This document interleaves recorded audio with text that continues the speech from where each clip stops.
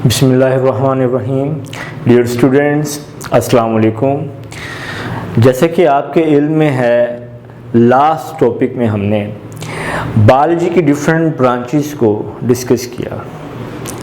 अभी कुछ ब्रांचेस ऐसी भी हैं जो डिस्कस नहीं हुई, जिन्हें हम आज के लेक्चर में कवर करेंगे। तो वी स्टार्ट फ्रॉम पैलियोंटोलॉजी। स्टूडेंट्स, पैलियोंटोलॉजी क्या है? It is a study of fossils. अब आपके जहन में आ रहा होगा कि फॉसिल्स किन्हें कहते हैं। आपने ये बात तो सुनी होगी कि साइंटिस्ट कहते हैं कि किसी ज़माने में डायनासोर्स पाए जाते थे। अब साइंटिस्ट को डायनासोर्स के बारे में कैसे पता चला? उन्होंने ज़मीन की मुख्तलिफ लेयर्स को खोदा और उसमें से उनको डायनासोर्स के स्केलेटन और बोन्स जो हैं वो मिली, जिससे उन्होंने उन बोन्स को एक फ्रेमवर्क में अरेंज किया और मुख्तलिफ स्केलेटन जो थे वो कंप्लीट किए, और फिर मुख्तलिफ सॉफ्टवेयर इस्तेमाल करते हुए उन्होंने इस चीज़ का अंदाज़ा लगाया कि ये जानवर ऐसा था। इसका मतलब ये है कि जब जानदार मर जाते हैं तो उनकी हड्डियाँ बकाया जात जो ज़मीन पर पाए जाते हैं उनको ज़ेरे बहस लाकर, ज़ेरे मुतालिया लाकर हम बहुत कुछ सीख सकते हैं। तो पैलियोंटोलॉजी ये स्टडी है फॉसिल्स की। और फॉसिल्स क्या हैं? Fossils are remains of dead organisms. Palaeontology के बाद अब हम बात करेंगे एनवायरमेंटल बायोलॉजी की। तो एनवायरमेंटल बायोलॉजी, इसमें 3 वर्ड्स आपको नज़र आ रहे हैं। एक है environment, second is bio and the third one is logy. तो एनवायरनमेंट और बायो, यानी एनवायरनमेंट और बायो का आपस में जो रिलेशनशिप है, लिविंग ऑर्गेनिज्म और उनके एनवायरनमेंट का जो आपस में रिलेशनशिप है, इंट्रैक्शन है, इस इंट्रैक्शन की स्टडी को एनवायरमेंटल बायोलॉजी कहते हैं। ये इंट्रैक्शन या इफ़ेक्ट क्या है कि लिविंग ऑर्गेनिजम्स एनवायरनमेंट के ऊपर इफ़ेक्ट कर रहे हैं, एनवायरनमेंट लिविंग ऑर्गेनिजम्स के ऊपर इफ़ेक्ट कर रहा है। ऑर्गेनिजम्स, लिविंग ऑर्गेनिजम्स एनवायरनमेंट के ऊपर कैसे इफ़ेक्ट कर रहे हैं? ट्रैफिक, इंडस्ट्रीज़, इनका धुआं आसमान में जा रहा है। इस धुएं में मुख्तलिफ गैसेस हैं जिनमें सल्फ़र के ऑक्साइड्स हैं। ये धुआं पानी के साथ मिलता है और एसिड रेन का सबब बनता है। ये एसिड रेन ज़मीन पर गिरती है, पौधे ख़त्म कर देती है। पानी में गिरती है, मछलियों को ख़त्म कर देती है। बिल्डिंग्स के ऊपर गिरती है, पुरानी बिल्डिंग्स जो हैं वो तबाह हो जाती हैं, जैसे ताजमहल है वो ख़राब हो गया। लेदर प्रोडक्ट्स के ऊपर गिरती है, ये बैग वगैरह ख़राब हो जाते हैं। इसका मतलब ऑर्गेनिज़म और उसके एनवायरनमेंट का आपस में रिलेशनशिप है, और ये रिलेशनशिप हम एनवायरमेंटल बायोलॉजी में स्टडी करते हैं। बात करते हैं सोशियोबायोलॉजी। सोशियोबायोलॉजी ये स्टडी है उन ऑर्गेनिजम्स की जो एक मुआशरा बना के रहते हैं, एक सोसाइटी बना के रहते हैं, लाइक मंकीज़।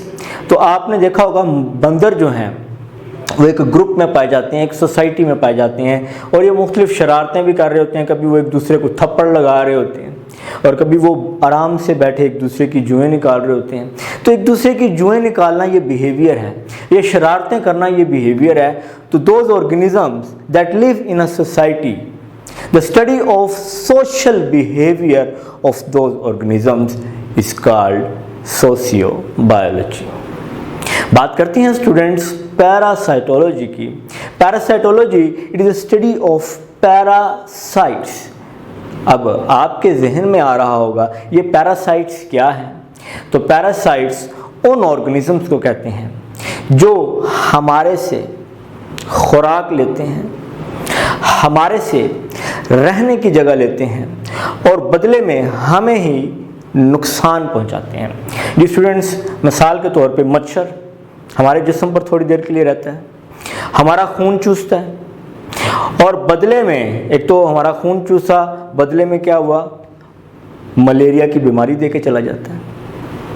जुएं हैं, सर पे रहती हैं, खून चूसती हैं, हमारे से खुराक हासिल कर रही हैं, बालों में रह रही हैं, हमारे से रहने की जगह हासिल कर रही हैं और हमारा ही खून चूस रही हैं, यानी खुराक भी हमारे से हासिल कर रही हैं और नुकसान भी हमें दे रही हैं। तो those organisms that are parasites, the study of parasites is called parasitology, and the organisms that take food, shelter from a host and in turn harm are called parasites.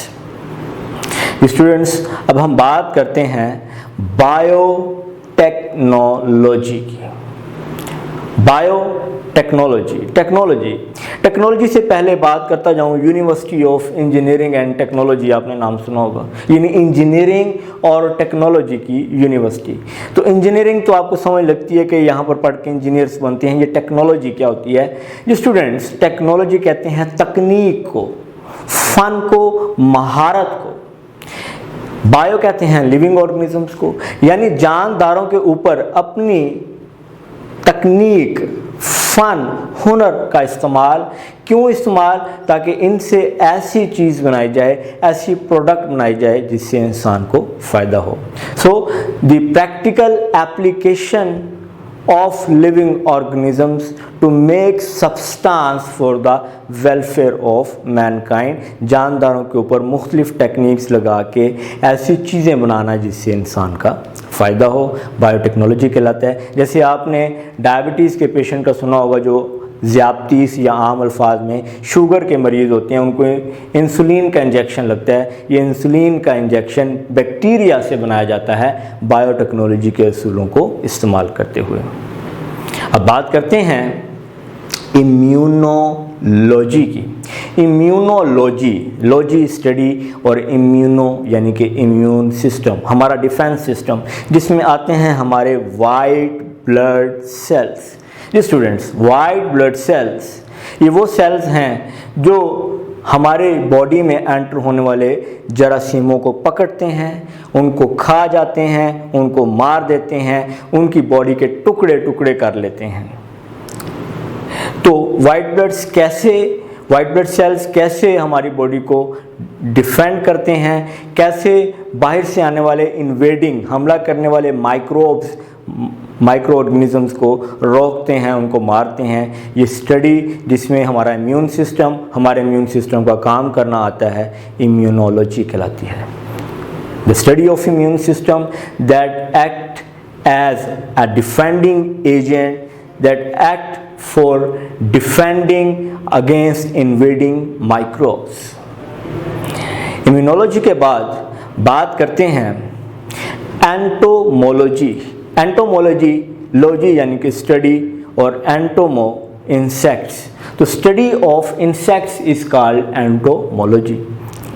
आपने एक तितली तो देखी होगी, लेकिन क्या आप लोग जानते हैं कि वो तितली एक छोटी से एग्स के कैसे डेवलपमेंट होने के बाद एक एडल्ट में कन्वर्ट होती है?